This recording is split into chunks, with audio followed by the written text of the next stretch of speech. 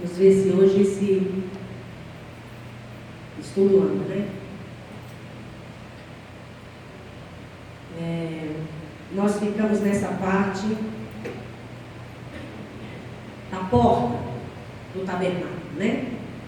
Hoje nós vamos falar sobre essa porta. Vou adiantar no máximo, para ver se eu consigo chegar, entrar, né? Dentro deste tabernáculo, porque até agora nós só rodeamos.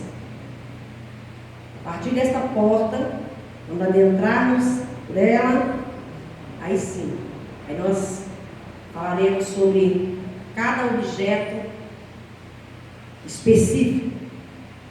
Quero ver se hoje eu consigo falar sobre o altar dos holocaustos, onde os animais eram sacrificados, que ele simboliza a cruz. Quero ver se consigo chegar hoje nele. Porque eu tenho uma coisa muito interessante para falar sobre este altar, sobre os chifres dele, os 4 chifres que este altar tem. E tem uma peculiaridade muito interessante desses chifres. Para que serviam? Para que esses 4 chifres? Né? Tem até muitos hinos que falam sobre isso. Toque no altar, corra, se agarre no altar. Tem muitos hinos que falam sobre isso. Mas eu quero ver se hoje nós conseguimos falar sobre isso. Então vamos lá. Ficamos aqui, nessa parte da porta, a porta do tabernáculo, também chamada de reposteiro. Uma coisa muito interessante sobre as portas do tabernáculo, ela tem 3. Esta é a primeira, do arraial, onde ficavam todas as tribos em volta, e quando ele vai adentrar ao tabernáculo, ao átrio, onde ficava o tabernáculo, bem no centro, ele dá de cara com essa porta, chamada de reposteiro.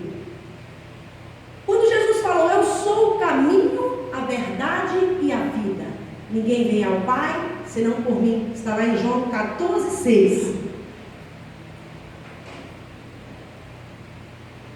Já é linda essa passagem, né? Ele está dizendo que Ele é o grande eu sou, Ele é o caminho, Ele é a verdade e Ele é a vida. Quando você chega aqui diante deste reposteiro, diante desta porta, ela simboliza, esta primeira porta, o outro nome que ela tem é o caminho, porque Ele é o único caminho. Então, para você adentrar aí, passar por aí, você tem que passar por Jesus, né? Por essa primeira porta, que é o caminho. Por isso que a igreja, ela é chamada da igreja do caminho, né?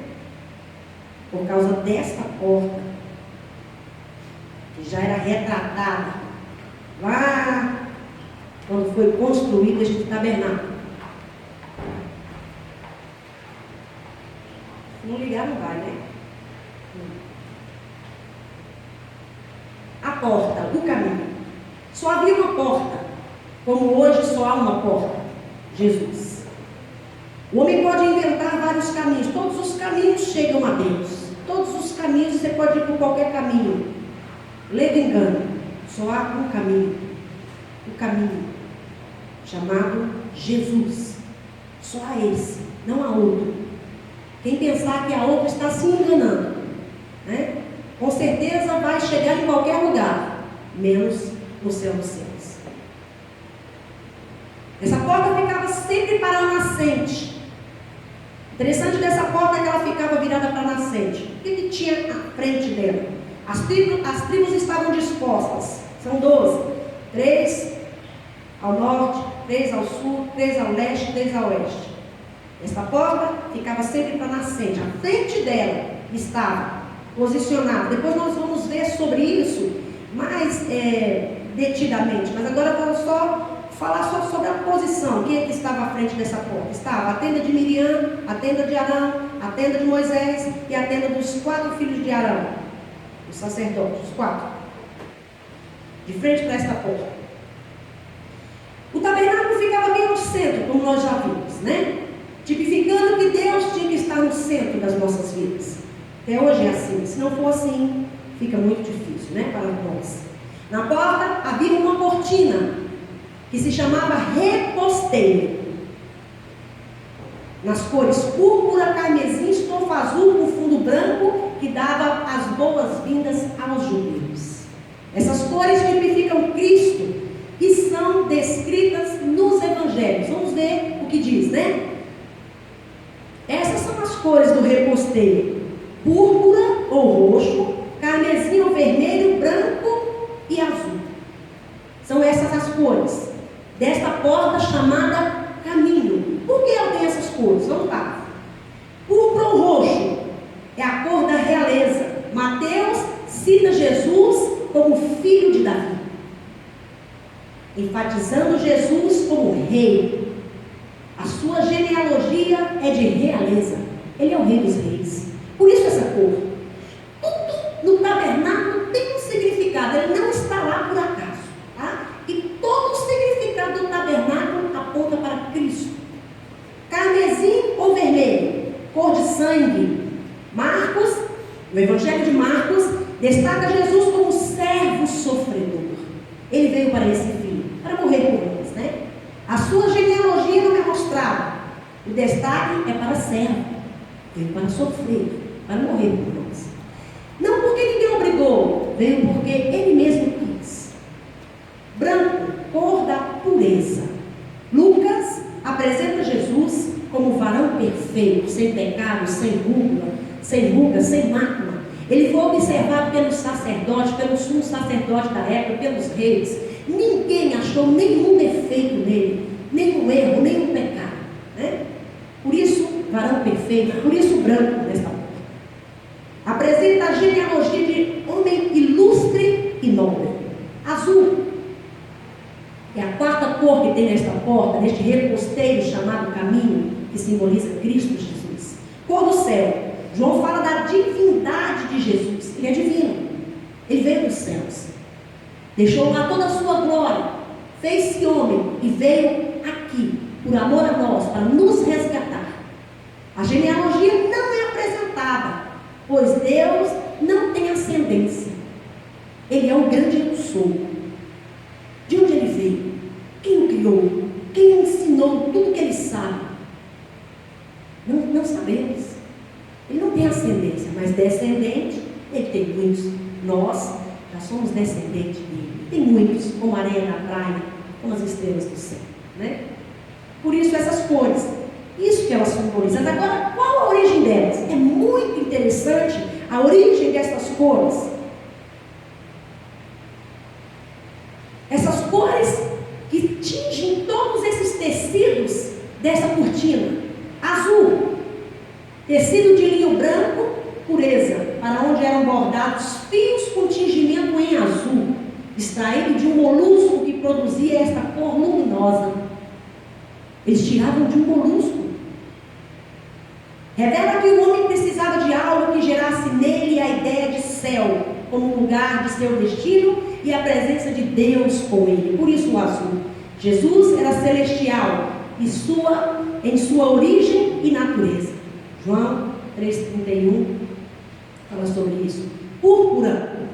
Os hebreus obtinham essa intensa cor vermelha ao misturar o azul e a escarlata juntos. Misturavam o azul e a escarlata. Aí tinha essa cor púrpura. Esta intensa cor vermelho-púrpura era uma cor de realeza, como já falamos. Revela Jesus como Rei dos Reis. Também profetiza que o celestial, o Senhor Jesus, se uniria ao terreno, a escarlata, revelando o sangue e sacrifício. As cores eram misturadas, gerando uma nova cor. O Deus que se fez homem, né, revela essa cor púrpura. Apesar de rei, deixou a sua realeza e se tornou um de nós. E misturou o celestial e o humano. Isto que revela esta cor púrpura. Este significado das cores do tabernáculo é muito lindo. Quando a gente começa a ver, tudo aponta para ele, porque tudo é dele, por ele e para ele. A escarlata era extraída de um inseto oriental. Este é o mais interessante, né? De onde eles tiravam esta cor escarlata? De um verme que ficava nas árvores, chamado Ilex coccifera. Os ovos deste inseto para produzir um líquido vermelho. Eles pegavam este inseto, esse Ilex vocifera, esmagava, triturava, moía, aí tinha essa cor, esse líquido vermelho. Então, até hoje ele é empregado como corante para medicamentos, cosméticos, bebidas e produtos alimentícios. São necessários 155 mil insetos para se produzir 1 quilo de corante. Escalada fala do sacrifício de Cristo e seu sofrimento. Aí, quando você olha lá no Salmo 22, né? É um salmo messiânico, onde Jesus diz: sou um verme. Como? Um verme? Por causa disso aqui, por causa deste verme, deste Ilex vocifera, que foi moído e esmagado para tirar esta cor, este líquido vermelho, e tingir a cortina, o reposteiro, o primeiro reposteiro do tabernáculo, o caminho.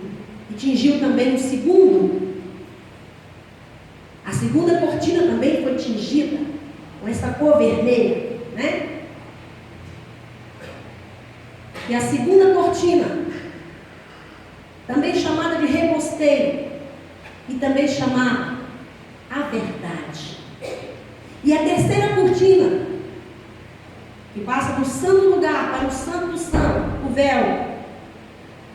O outro nome que ela tem, além de véu, vida, é o nome dessa terceira cortina. Então, por isso que eu quis começar este estudo com esta passagem, quando ele diz: eu sou o caminho, a verdade e a vida. Ele é o Cristo que simbolizado nestas 3 portas do tabernáculo: o caminho, a primeira porta, a verdade, a segunda porta, e a vida, que é o véu do Santo dos Santos. Ao Senhor agradou moê-lo. Por isso que aqui no Salmo 22 diz, esse salmo messiânico, diz de Jesus: sou um verme, porque ele foi esmagado, sangue saiu dele, né? Para nos resgatar. É lindo isso. A profundidade que tem essas coisas, que quando a gente olha assim muito rapidamente, a gente pensa que são simples palavras. Não, mas tem um significado espiritual tão grande, e vai parar lá em Jesus, lá no grande eu sou, né? É lindo este estudo sobre o tabernáculo, né? O ato. Passamos pelo primeiro reposteiro, este aqui, né? Chamado de caminho. A segunda porta que eu estava falando, que ela também se chama reposteiro, mas ela também tem outro nome. Esta primeira é o caminho. A segunda, que é esta aqui, que vai dar acesso ao santo lugar, a verdade. E logo lá dentro, mais lá na frente, vai ter um desenho, que essa parte aqui vai estar tirada, e vai dar para a gente ver bem mais ou menos aqui assim, ó, onde eu estou colocando essa luz, tem um véu, chamado também de vida. Por isso que ele diz: eu sou o caminho, a verdade e a vida. Passamos por este reposteiro e entramos finalmente no átrio. Media 50 de comprimento por 25 de largura. Nele estava a arca, que está aqui, e a pia de bronze. É a parte do cercado que todos poderiam entrar, né? Todos. As partes que nós estudaremos entrando agora neste átrio será o tabernáculo no centro das tribos, mostra Deus no centro de nossas vidas. A porta, que acabei de falar sobre ela, significa que Cristo é o único acesso a Deus. Ele é ao mesmo tempo as 3 portas: a primeira, a segunda e a terceira. O caminho, a verdade e a vida, que é o nome de cada uma delas. O pátio, onde se encontrava o altar e a pia, é o início de uma vida com Deus. Para iniciar-se uma vida com Deus, você tem que entrar pelo caminho, pela primeira porta. Aí é o início de tudo. Aí você chega no altar, dá de cara com aquele altar, que a única maneira de sermos justificados é pelo sacrifício de Cristo na cruz, porque ele simboliza a cruz. Ali onde o pecado foi julgado. Quando passamos por este nos deparamos com esta pia. Só se pode entrar no lugar santo com a vida lavada pelo sangue e pela palavra. Depois que nós aceitamos Jesus, nós não vamos chegar na pia sujo, muitas vezes no caminho, ficamos empoeirados, e aí nós vamos voltar novamente para o altar para receber Jesus novamente? Não. O seu pecado já foi julgado neste altar de bronze. Agora, a pia, que representa a palavra do Senhor, ela que vai fazer que a santificação seja uma realidade na sua vida. Você não tem que aceitar Jesus e voltar e aceitar e vai e vem, não. Você só aceita uma vez. Depois a palavra, simbolizada por esta pia, vai fazendo todo o resto. A palavra que liberta, ela é a verdade que liberta. As cortinas e as colunas. O átrio exterior era composto de cortinas volumosas de 5 cúbitos, 2,25 metros de altura, de linho branco fino torcido. Todas as cortinas em volta era de linho branco, simbolizando a pureza. Colunas com vergas e ganchos de prata e base de bronze.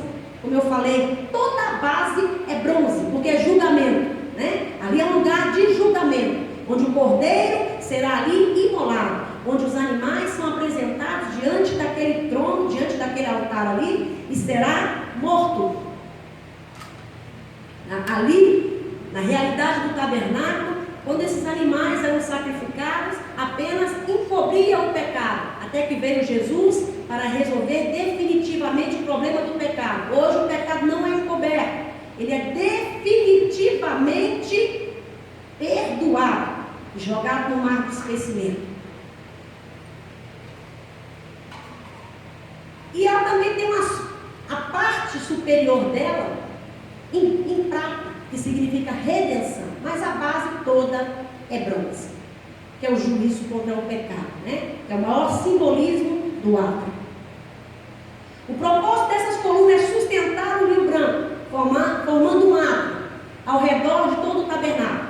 Colocava essas colunas para sustentar as cortinas, todas as cortinas em volta. O judeu comum, o hebreu, que até nessa época eles não eram chamados de judeu, ele era um hebreu, israelita.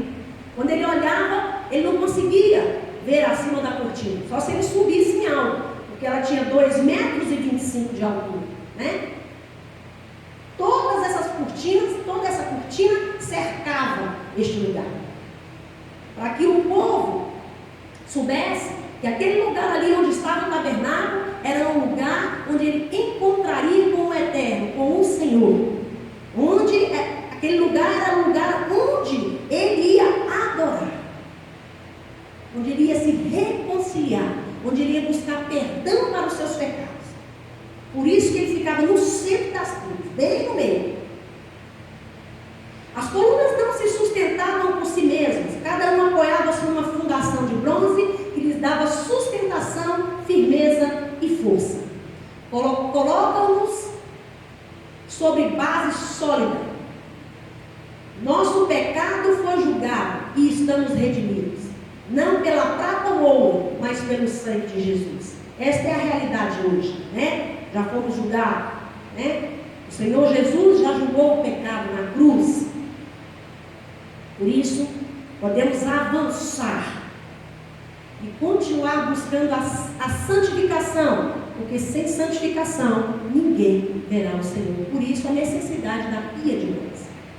Farás também o altar de madeira de acácia. 5 côvados será o comprimento e 5 côvados a largura. Será quadrado o altar e 3 côvados a sua altura. Lá em Êxodo 27 dá essa descrição. Finalmente, aqui chegamos diante do altar do holocausto. Aqui, neste altar, e algumas bíblias dizem cobre e outras dizem bronze, né? Como eu já falei, quarta-feira passada, nada mais é do que uma liga de cobre e estanho, né? E aí, vai dar o bronze, porque no hebraico não tinha jeito de escrever essa palavra.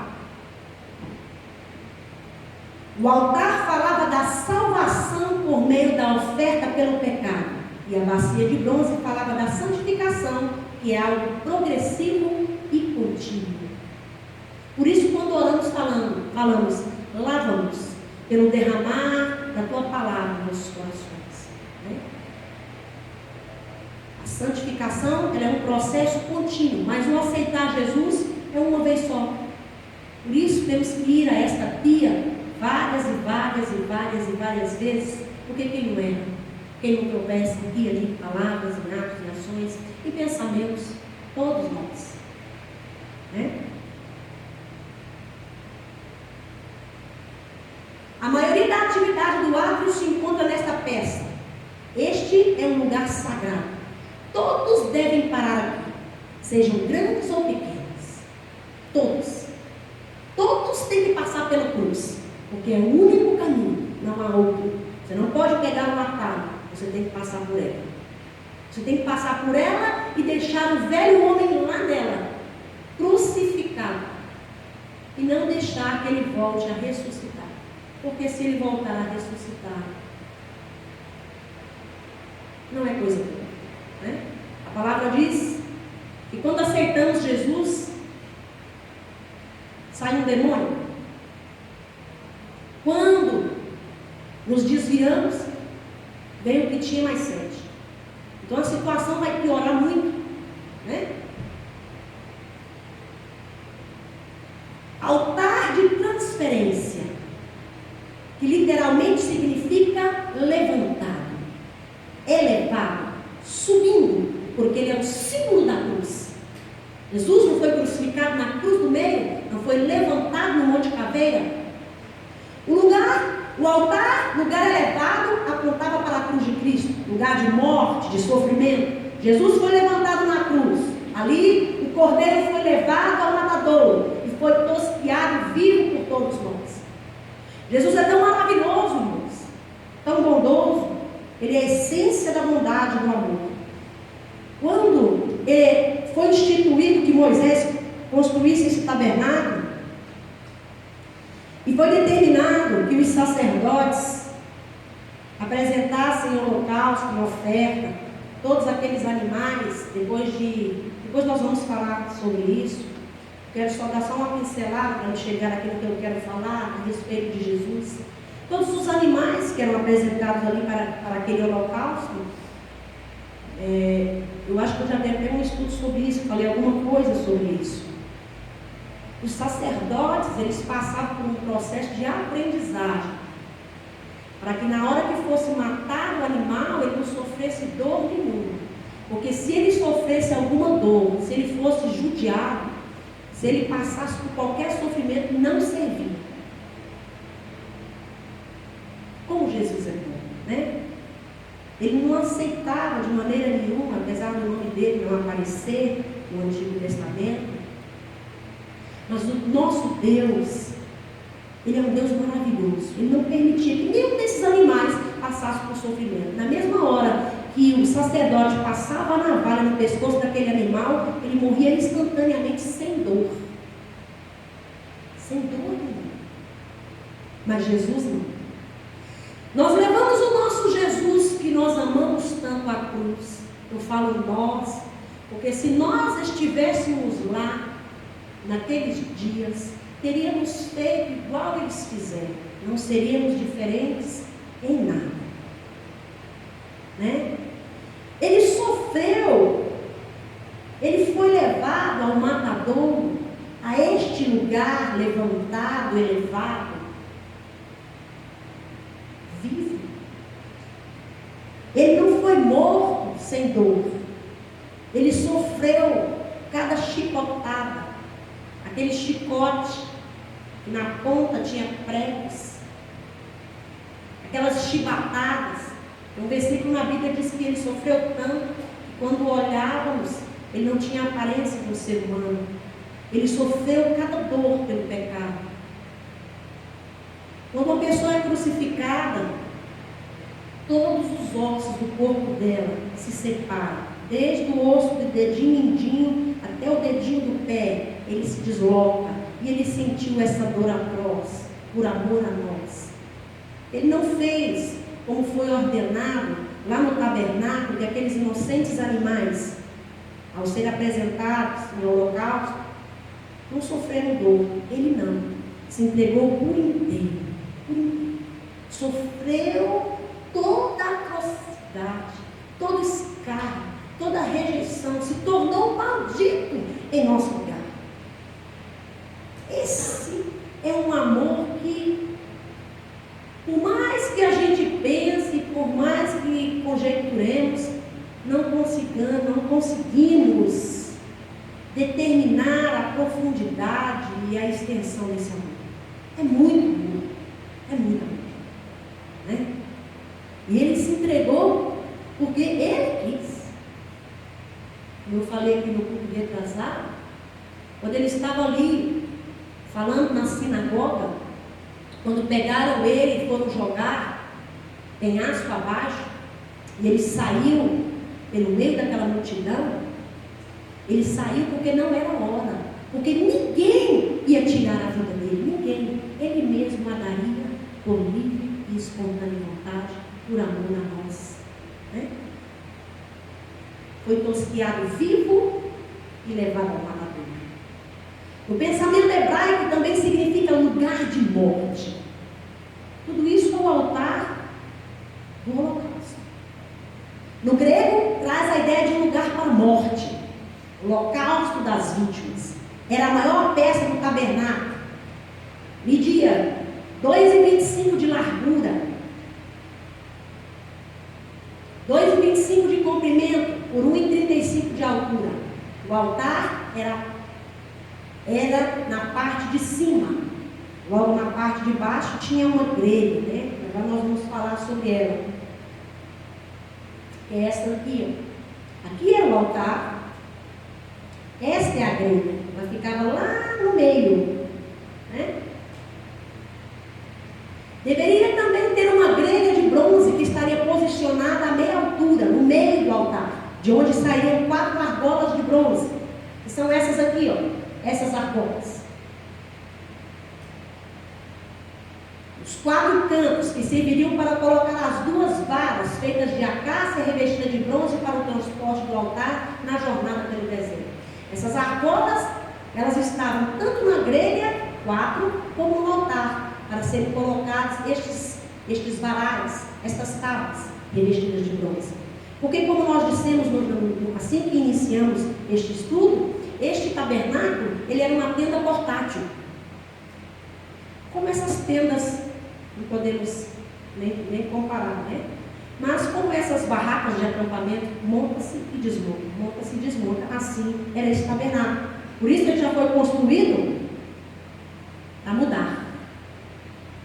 Quando a coluna de fogo e quando a nuvem começava a se mover, era sinal que o tabernáculo tinha que sair do lugar. E ficou aqui 1 ano para ser construído ao pé do Sinai. E logo depois tiveram que partir. A grelha ou rede, que é esta parte, era de bronze. Tudo isso aqui é bronze. Tá? E tudo no tabernáculo, a madeira, como eu já disse, é acácia. A grelha de bronze deveria ser vista como o trono de julgamento. O trono. Assim, como a grelha estava no meio do altar e sustentava o corpo da vítima, Cristo foi crucificado na cruz do meio. Todos nós conhecemos esta passagem, né? Aí muitas vezes nós falamos, eu tenho que colocar a minha vida no altar. Eu tenho que colocar a minha vida no altar. Isso tem uma profundidade tão grande. Colocar a sua vida no altar é você entregar-se por completo. Espírito, alma e corpo. Tudo é colocar a vida no altar. Agora, colocar a vida no altar e tirar, colocar e tirar, colocar e tirar. É complicado isso. Você tem que colocar no altar e entregar-se por completo a Ele. Porque assim Ele fez conosco. Entregou-se por completo. Por isso estamos aqui hoje, né? Localizado no pátio, entre a bacia de bronze e a porta do pátio. Tinha a primeira porta, aí logo tinha, bem próxima à porta, este altar.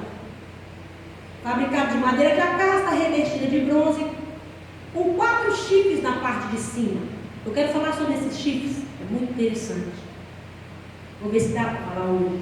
Acho que dá. A madeira de acácia era durável, incorruptível, expressando a humanidade sem pecado e incorruptível de Jesus Cristo. Foi o único a viver uma vida perfeita sobre a terra, sem rugas, sem mácula. Nunca pecou.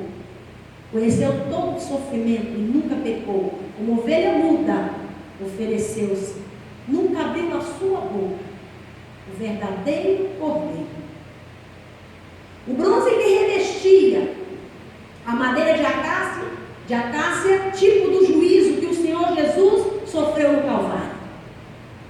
Porque aquele trono, ele simboliza a cruz.